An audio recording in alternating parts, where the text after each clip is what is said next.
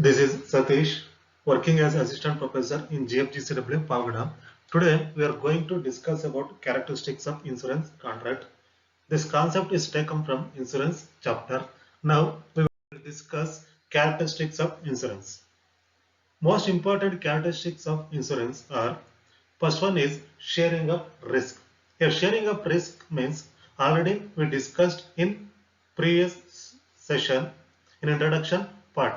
Insurance is considered as a risk management. Insurance ನಾವು ಏನಂತ consider ಮಾಡ್ತೀವಿ ಅಂದ್ರೆ ರಿಸ್ಕ್ ಮ್ಯಾನೇಜ್ಮೆಂಟ್ ಅಂತ ಕನ್ಸಿಡರ್ ಮಾಡ್ತೀವಿ ಅಂತ ಹೇಳಿದ್ವಿ. ಲಾಸ್ಟ್ ಸೆಷನ್ಸ್ ಅಲ್ಲಿ ಇಂಟ್ರೊಡಕ್ಷನ್ ಪಾರ್ಟ್ ಅಲ್ಲಿ ಇದನ್ನ ಡಿಸ್ಕಸ್ ಮಾಡೋದು. Insurance is considered as A risk management because two parties manage the risk.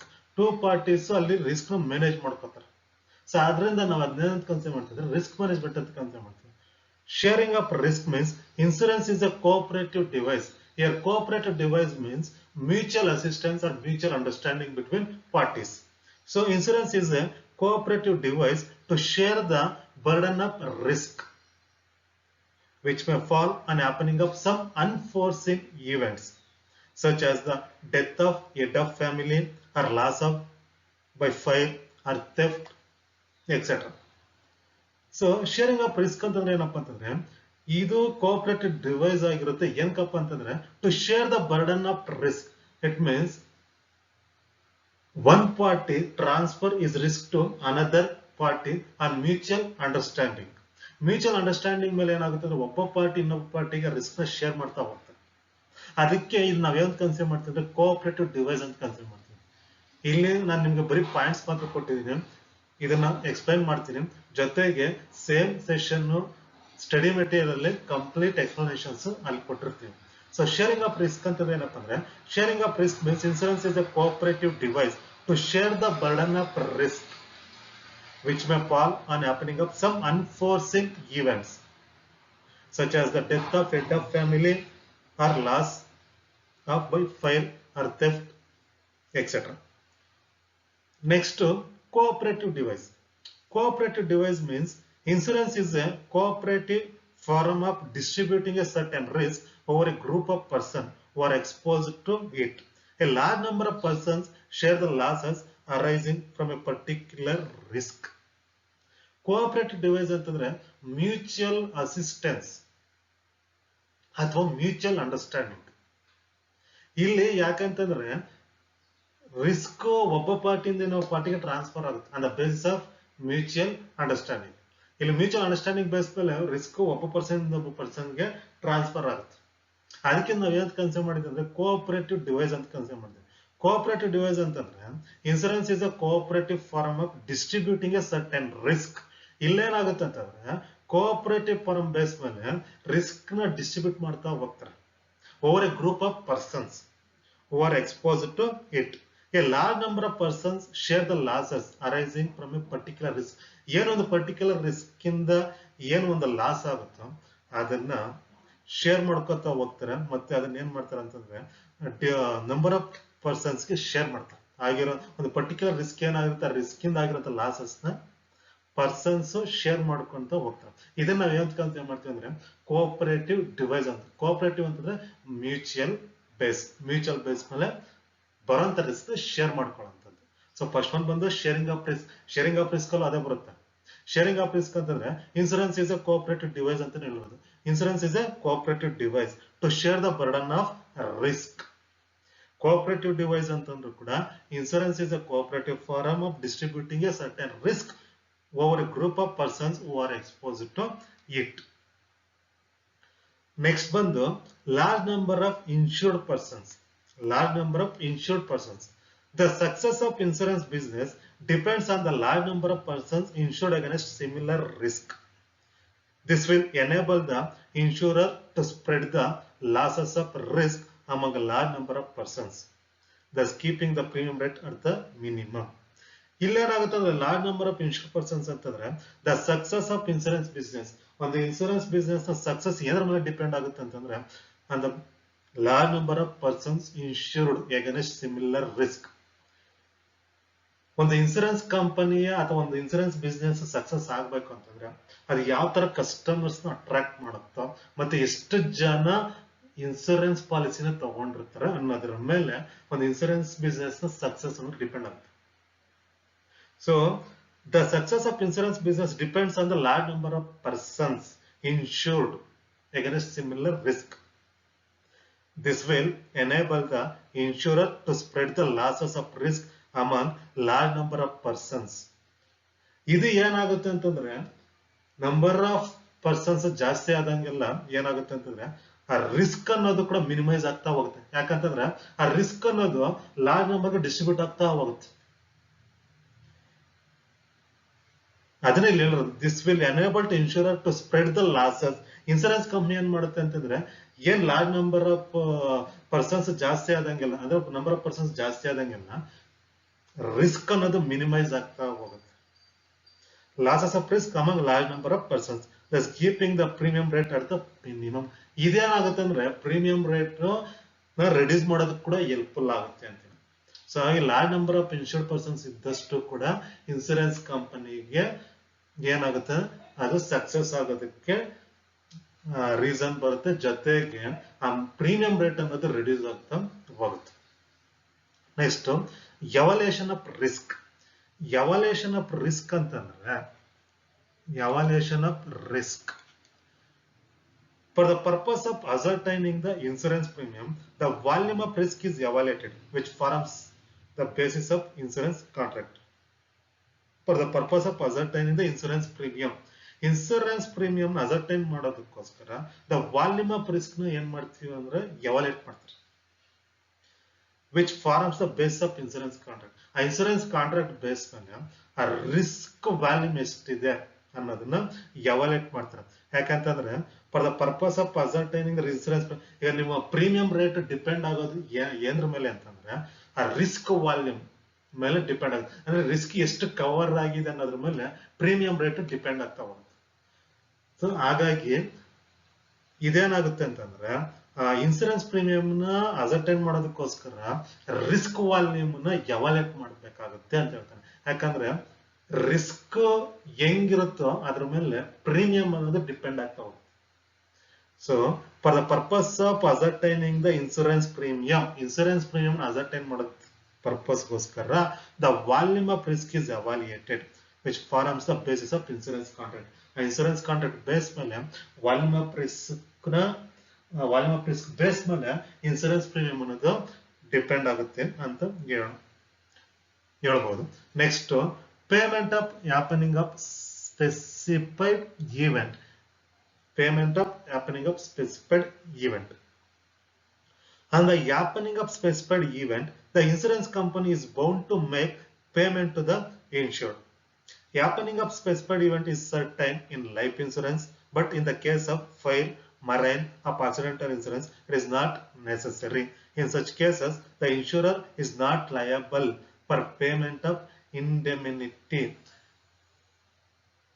ಇಲ್ಲಿ payment of happening of specified event ಅಂತಂದ್ರೆ ಏನಪ್ಪ ಅಂದ್ರೆ on happening of specified event the insurance company is bound to make payment to the insured. ಏನೊಂದು specified event ಆಗುತ್ತೋ ಆ base ಮೇಲೆ insured ಪರ್ಸನ್ಗೆ insurance company ಅನ್ನೋದು ಪೇಮೆಂಟ್ ಮಾಡೋದಕ್ಕೆ ಹೆಲ್ಪ್ಫುಲ್ ಆಗುತ್ತೆ ಅಂತ ಹೇಳ್ತಾರೆ. ಇಂಡೆಮಿನಿಟಿ ಅಂತಂದ್ರೆ ಏನಪ್ಪಾ ಅಂದ್ರೆ ಆಲ್ರೆಡಿ ಹೇಳಿದೀವಿ, ಮೇಕಿಂಗ್ ಕಾಂಪನ್ಸೇಷನ್ ಫಾರ್ ಲಾಸಸ್ಗೆ ಕಾಂಪನ್ಸೇಷನ್ ಪೇ ಮಾಡೋದನ್ನ ನಾವು ಏನಂತ ಕನ್ಸಿಡರ್ ಮಾಡ್ತೀವಿ ಅಂದ್ರೆ ಇಂಡೆಮಿನಿಟಿ ಅಂತ ಕನ್ಸಿಡರ್ ಮಾಡ್ತೀವಿ.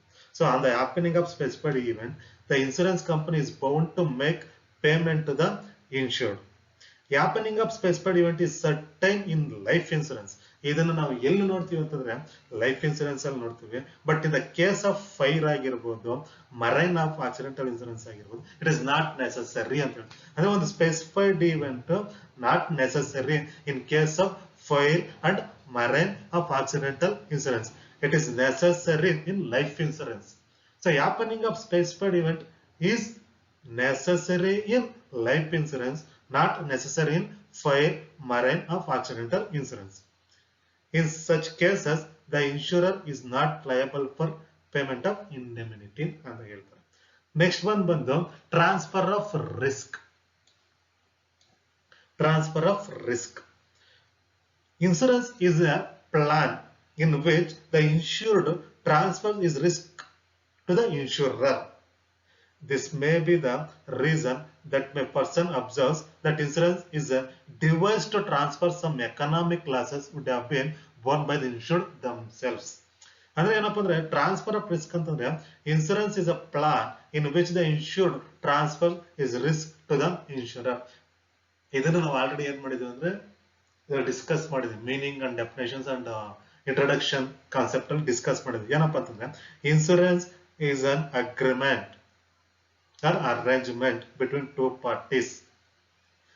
In this, one party transfers his risk to another party ಅಂತಾನೆ ನಾವು ಡಿಸ್ಕಸ್ ಮಾಡಿದ್ವಿ. ಅದೇ ಇಲ್ಲಿ ಬರೋದು ಟ್ರಾನ್ಸ್ಫರ್ ಆಫ್ ರಿಸ್ಕ್ ಅಂತಂದ್ರೆ insurance is a plan in which the insured ಅಂತಂದ್ರೆ policy holder transfers is risk to the ಇನ್ಶೂರರ್.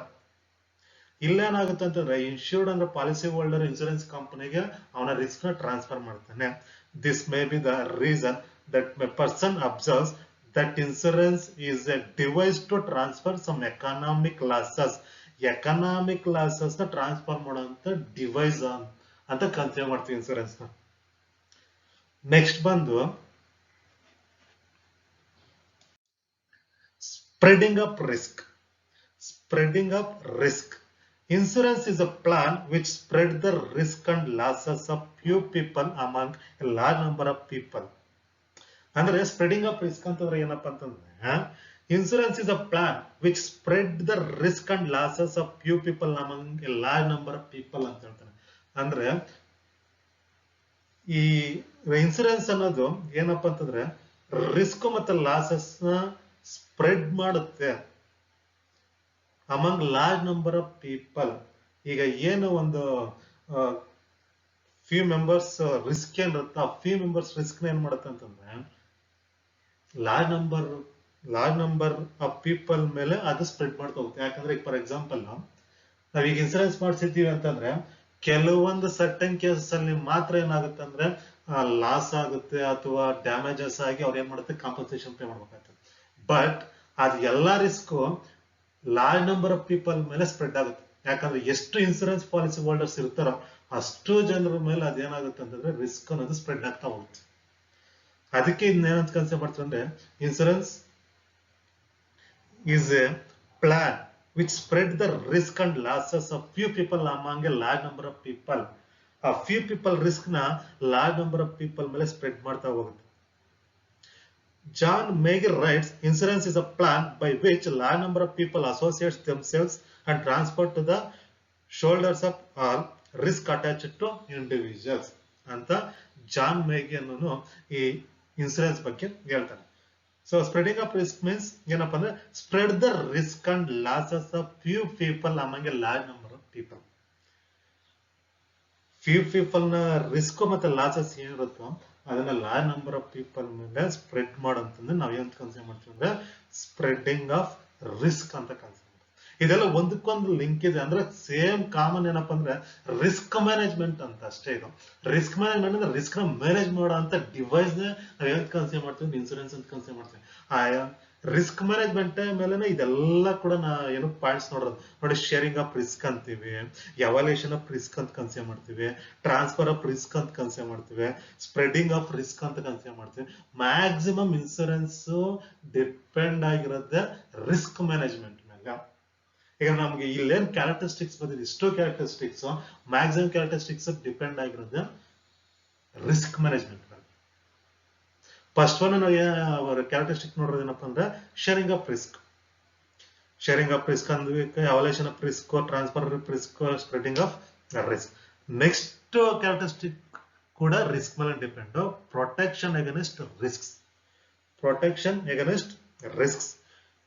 So protection against risk ಅಂತಂದ್ರೆ ಏನಪ್ಪಾ ಅಂದ್ರೆ insurance provides protection against risk involved in life. Life ಅಲ್ಲಿ ಏನೆಲ್ಲ risk involve ಆಗಿರುತ್ತೋ ಆ risk protection ಕೊಡುವಂತ device ನಮ್ಗೆ ಏನಂತ ಕನ್ಸಿಡರ್ ಮಾಡ್ತೀವಿ ಅಂದ್ರೆ ಇನ್ಸೂರೆನ್ಸ್ ಅಂತ ಕನ್ಸಿಡರ್ ಮಾಡ್ತೀವಿ. ಸೊ ಇನ್ಸೂರೆನ್ಸ್ ಪ್ರೊವೈಡ್ಸ್ ಪ್ರೊಟೆಕ್ಷನ್ ಅಂದ್ರೆ ಇನ್ಸೂರೆನ್ಸ್ ಗಿವ್ಸ್ ಫೈನಾನ್ಷಿಯಲ್ ಪ್ರೊಟೆಕ್ಷನ್ ಅಂತಾನು ಕೂಡ ಕನ್ಸಿಡರ್ ಮಾಡೋದು. So insurance gives financial protection against some losses and damages. ಏನು ಕೆಲವೊಂದು ಲಾಸಸ್ ಮತ್ತೆ ಡ್ಯಾಮೇಜಸ್ ಆಗುತ್ತೋ ಅದಕ್ಕೆ ಫೈನಾನ್ಷಿಯಲ್ ಪ್ರೊಟೆಕ್ಷನ್ ಕೊಡುತ್ತೆ insurance. So insurance provides protection. Protection means financial protection against risk involved in life, materials and property. It is a device to avoid or reduce risk. ಅಂದ್ರೆ insurance ಅಂದ್ರೆ ಏನಪ್ಪ, it is a device to avoid or reduce risk. Risk ಅನ್ನೋದನ್ನ reduce ಮಾಡುವಂತ device ನಾವೇಂತ consider ಮಾಡ್ತೀವಿ ಅಂತಂದ್ರೆ insurance ಅಂತ consider ಮಾಡ್ತೀವಿ. ಸೊ ಇನ್ಸೂರೆನ್ಸ್ ಅಂದ್ರೆ it gives or provides financial protection against some losses or damages. Next ಬಂದು insurance is not charity. Insurance is not charity. Insurance is not charity ಅಂತಂದ್ರೆ ಏನಪ್ಪ ಅಂದ್ರೆ charity pays without consideration, but in case of insurance premium is paid the insured to the insurer in consideration of future payment. Charity ಅಂತಂದ್ರೆ ನಾವು general consider ಮಾಡೋದು ಏನಪ್ಪ ಅಂದ್ರೆ charity pays without consideration. Charity ಏನ್ ಮಾಡುತ್ತೆ ಅಂತಂದ್ರೆ ವಿತೌಟ್ ಕನ್ಸಿಡರೇಷನ್ ಅದು pay ಮಾಡುತ್ತೆ. ಯಾಕಂದ್ರೆ ಈಗ ಚಾರಿಟಿ ಅಂತಂದ್ರೆ ಏನೋ ಒಂದಷ್ಟು ಡೊನೇಟ್ ಮಾಡುತ್ತೆ ವಿತೌಟ್ ಎನಿ ಕನ್ಸಿಡರೇಷನ್. ಸೊ ಯಾವ್ದೇ ರೀತಿ ಕನ್ಸಿಡರೇಷನ್ ಅಂತ ಕನ್ಸಿಡರ್ ಮಾಡಿದಿರ ಏನ್ ಮಾಡುತ್ತೆ ಅಂತಂದ್ರೆ ಚಾರಿಟೀಸ್ ಪೇ ಮಾಡುತ್ತೆ. ಬಟ್ ಇನ್ ಇನ್ಸೂರೆನ್ಸ್ ಅಲ್ಲಿ ಏನಾಗುತ್ತೆ ಅಂದ್ರೆ in the case of insurance premium is paid by the policy holder or insured to the insurer in consideration of future payment. ಇವ್ರು ಏನ್ ಇನ್ಶೂರ್ಡ್ ಅಥವಾ ಪಾಲಿಸಿ ಹೋಲ್ಡರ್ ಪೇಮೆಂಟ್ ಮಾಡಿರ್ತಾರೆ premium, ಅದಕ್ಕೆ ಅವ್ರು ಏನ್ ಮಾಡ್ತಾರೆ ಅಂತಂದ್ರೆ ಫ್ಯೂಚರ್ ಅಲ್ಲಿ ಪೇಮೆಂಟ್ ಮಾಡ್ತಾರೆ ಇನ್ಸೂರೆನ್ಸ್ ಕಂಪನಿ. ಅದಕ್ಕೆ insurance is not charity. Insurance ಅನ್ನೋದು ಚಾರಿಟಿ ಅಲ್ಲ. ಯಾಕೆಂತಂದ್ರೆ ಚಾರಿಟಿ ಅನ್ನೋದು ಏನಾಗುತ್ತೆ ಅಂದ್ರೆ charity pays without consideration, but in the case of insurance premium is paid by the insured to the insurer in consideration of future payment. Future payment ಗೋಸ್ಕರ insured person ಏನ್ ಮಾಡ್ತಾನೆ ಅಂತಂದ್ರೆ ಮಂತ್ಲಿನೋ ಅದ ಬೇಸ್ ಆಫ್ ಮಂತ್ ಆಗಿರ್ಬೋದು, ಅಥವಾ quarterly ಆಗಿರ್ಬೋದು, half yearly ಆಗಿರ್ಬೋದು, ಅಥವಾ ಇಯರ್ಲಿ ಬೇಸ್ ಮೇಲೆ ಆಗಿರ್ಬೋದು, ಅವ್ರು ಏನ್ ಮಾಡ್ತಾರೆ ಪ್ರೀಮಿಯಂ ಪೇ ಮಾಡ್ತಾ ಹೋಗ್ತಾರೆ ಇನ್ಸೂರೆನ್ಸ್ ಕಂಪನಿಗೆ. ಅವ್ರು ಏನ್ ಪೇ ಮಾಡಿರ್ತಾರ ಅದನ್ನೇ ಲಾಸ್ಟ್ ಅಲ್ಲಿ ಏನ್ ಮಾಡ್ತಾರೆ ಅಂದ್ರೆ ಇನ್ಸೂರೆನ್ಸ್ ಕಂಪನಿ ಸಮ್ ಲಾಸಸ್ ಅಥವಾ ಡ್ಯಾಮೇಜಸ್ ಆಗುವಂತ ಟೈಮಲ್ಲಿ ಏನ್ ಮಾಡ್ತಾರೆ ಅವರಿಗೆ ಅದನ್ನ ಕನ್ಸಿಡರೇಷನ್ ಪೇ ಮಾಡ್ತಾರೆ. ಸೊ ಹಾಗಾಗಿ insurance is not charity. Next one ಬಂದು insurance is not a gambling. Insurance is not a gambling ಅಂದ್ರೆ ಏನಪ್ಪ ಅಂತಂದ್ರೆ insurance is not a gambling. Gambling is illegal which gives gain to one party and loss to other. Insurance is a valid contract to indemnity against losses. Moreover, insurable interest is present in insurance contracts. It has the element of investment also. ಇಲ್ಲಿ ಏನಾಗುತ್ತೆ ಅಂತಂದ್ರೆ insurance is not a gambling ಅಂತ ಹೇಳ್ತಾರೆ. Insurance is not a gambling ಅಂತಂದ್ರೆ insurance is not a gambling. Gambling is a illegal activity.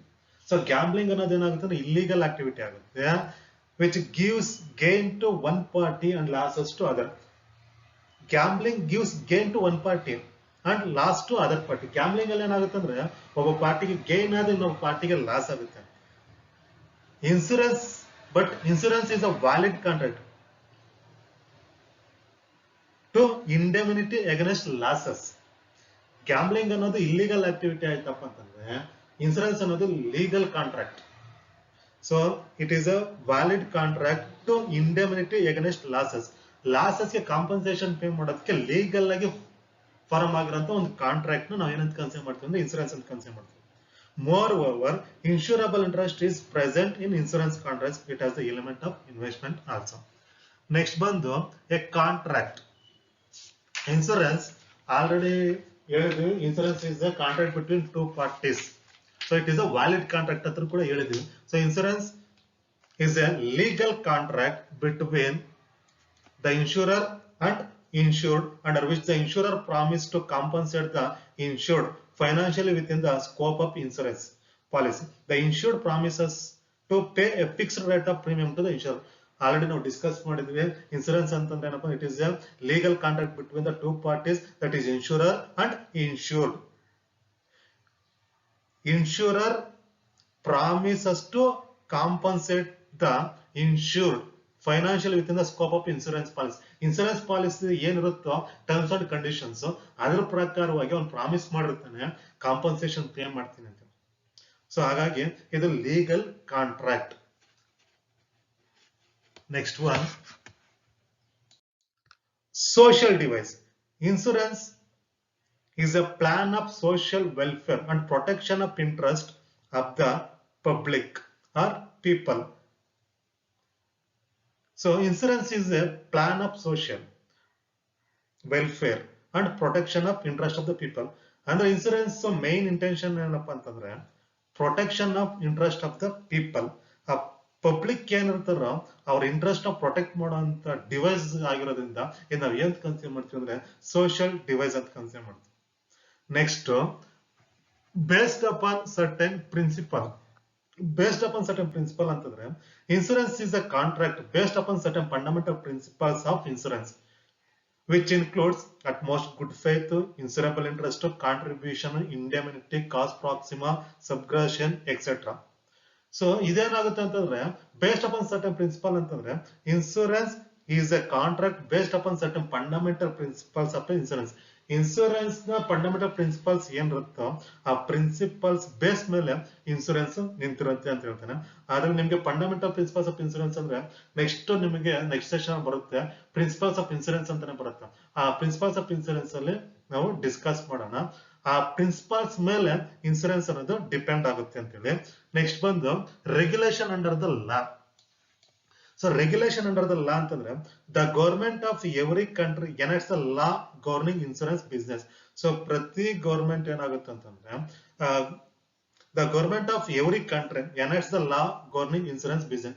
Insurance business ಗೆ ಒಂದು law ತಂದಿರುತ್ತೆ. So ಎಷ್ಟು regulate and control its activities. Insurance ನ ಆಕ್ಟಿವಿಟೀಸ್ ಮತ್ತೆ ಏನ್ ಅದರ ಆಕ್ಟಿವಿಟೀಸ್ ಬರುತ್ತೆ ಇನ್ಸೂರೆನ್ಸ್ ಆಕ್ಟಿವಿಟೀಸ್ ನ ಅದನ್ನ ರೆಗ್ಯುಲೇಟ್ ಮತ್ತೆ ಕಂಟ್ರೋಲ್ ಮಾಡೋದಕ್ಕೋಸ್ಕರ ಒಂದು ಲಾನ ಫಾರ್ಮ್ ಮಾಡಿರುತ್ತೆ for the interest of the people. In India general insurance act 1972 and the life insurance act 1956 are the major enactment in this direction. So insurance ಇಂಡಿಯಾದಲ್ಲಿ ಬಂದು ಜನರಲ್ ಇನ್ಸೂರೆನ್ಸ್ ಆಕ್ಟ್ 1972 ಮತ್ತೆ life insurance act 1956 are the major enactment in this direction. ಅಂದ್ರೆ insurance ಅಲ್ಲಿ two acts ತುಂಬಾ major role play ಮಾಡುತ್ತೆ. ಯಾವ್ದಪ್ಪ ಅಂತಂದ್ರೆ general insurance act 1972 ಮತ್ತೆ ಲೈಫ್ ಇನ್ಸೂರೆನ್ಸ್ ಆಕ್ಟ್ 1956. ಈ ಆಕ್ಟ್ಸ್ ಏನ್ ಪ್ರೊವೈಡ್ ಮಾಡುತ್ತ ಫಂಡಮೆಂಟಲ್ ಪ್ರಿನ್ಸಿಪಲ್ಸ್, ಆ ಫಂಡಮೆಂಟಲ್ ಪ್ರಿನ್ಸಿಪಲ್ಸ್ ಮೇಲೆ ಇನ್ಸೂರೆನ್ಸ್ ಬಿಸ್ನೆಸ್ ಅನ್ನೋದು ಬಿಸ್ನೆಸ್ ನ ಮಾಡುತ್ತೆ.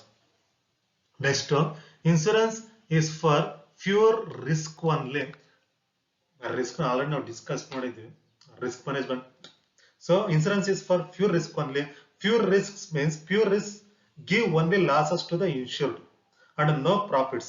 ಇಲ್ಲಿ ಪ್ರಾಫಿಟ್ಸ್ ನ ಕೊಡೋದಿಲ್ಲ.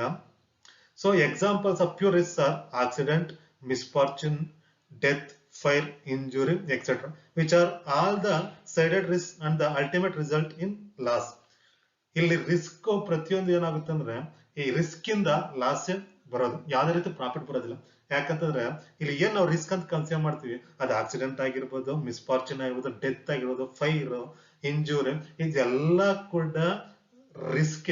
ಈ ಎಲ್ಲಾ ರಿಸ್ಕ್ ಇಂದ ನಮ್ಗೆ ಫೈನಲ್ ರಿಸಲ್ಟ್ ಏನಪ್ಪಾ ಅಂದ್ರೆ ಲಾಸ್. ಸೊ ಹಾಗಾಗಿ pure risk give only losses to the insured.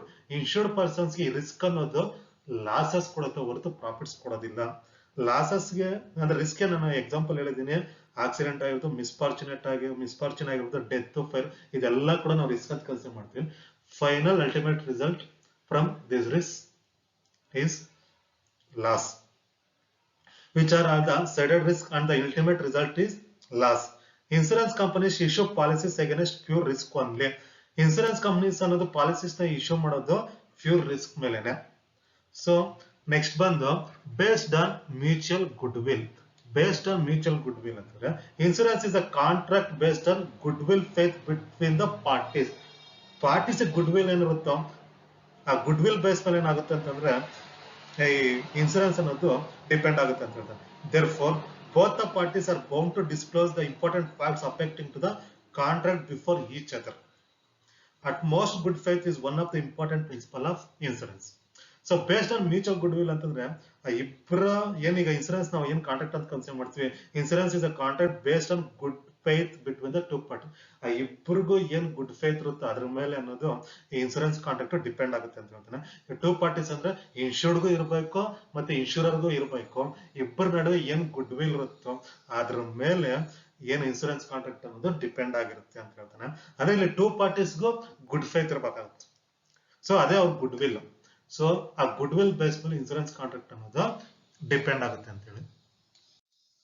So references ಬೇಕಂದ್ರೆ ಈ ಬುಕ್ಸ್ ಮತ್ತೆ ವೆಬ್ಸೈಟ್ಸ್ ನ ರೆಫರ್ ಮಾಡ್ಕೋಬಹುದು.